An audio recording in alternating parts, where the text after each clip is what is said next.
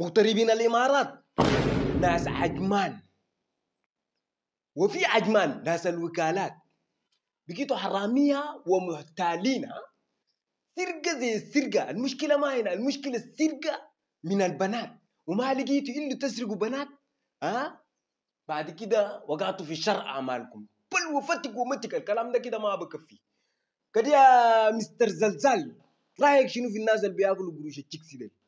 والله ما عندي رأي يا دفعة، ده زول نياو وحرامي. كونك تستغل لك بيت في غربة، انت المفترض يعملوا لك تسجيل خروج بلا عودة، يجيبوك لنا في السودان ده هنا والله نفتيكك ونمتيكك ونعليك من رقبتك وتكون عبرة وعظة لأي حرامي جاي يسرق حق زول غلبان وتعبان في الغربة. وكمان بعد ما تسرق تستغل لك بنات يا كلب، والله حرامي وعينك قوية. المهم يا طارق، خش لنا باسم الوكالة وباقي التفاصيل عشان الناس تحذر من هذا التافه.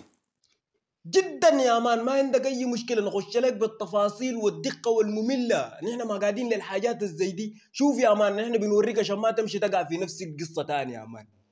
عماره عجمان، الموقع اسطنبول ماركت، صاحب الوكاله اسمه عايد سعودي ياسين محمد. عايز سعودي ياسين محمد، حرامي ومحتال وباكل قروش التكسي كويس.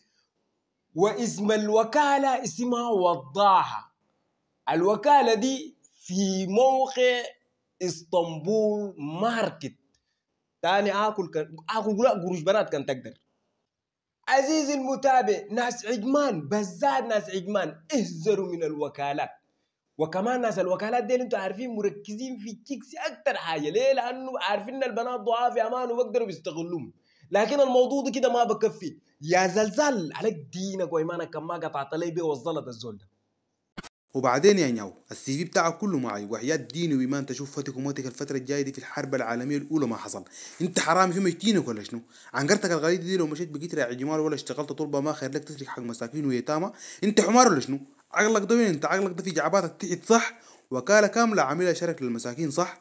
أنت أقسم بالله العظيم نحن لو خليناك ربنا ما يخليك تشوف فتك وموتك في الدنيا والآخرة. زول عنقرتك قدر القتل، عنقرتك سيف خالد بن الوليد ما ينزلها.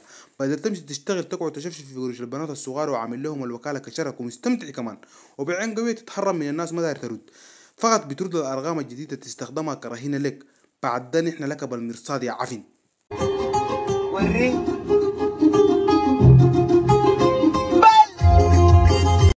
اشتغل اي شيء، الشغل ما عيب، عيب انك تسرق حق انسان ضعيف وتستثمر مسكينتك، وانت سرقت حق انسان اضعف من ضعيف تشفشف لك بنات يا باطل. ما تخجل يا عيب الشوم عليك، والله وشك زي خمسة القرد ده نهاية ما هضمتك.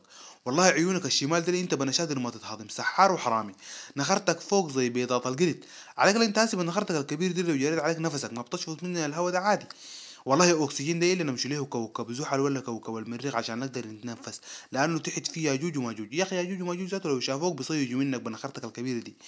اقطع وشك يا اخي، اقطع وشك واسهب الى جهنم وبئس المصير يا باطل يا حرامي. واطمنك يا عايد، يا صاحب الوكاله، يا اللي اسمك عايد، بتعرف ارسل ميديا؟ ما بتعرف ارسل ميديا؟ بس نحن نعرسك ارسل ميديا. والله لا تخلي عجمان دي تحرب، قاعدين ليك تبقوا مستكينين. قروش الناس دي والله انا بقيها ليك نار جهنم، عشان تاني لو قال لك اكل تاكل.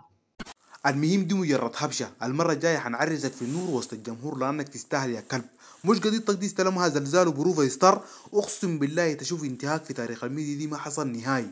وحياة دين وايمان تتبلبل لما اللي يجيك اسهال الا تخد بمبرص في صفارتك. ده لو ميتك الدوره المدرسيه واسترت لك فكر عينك يا نياو. يلا تشاو يا نيس.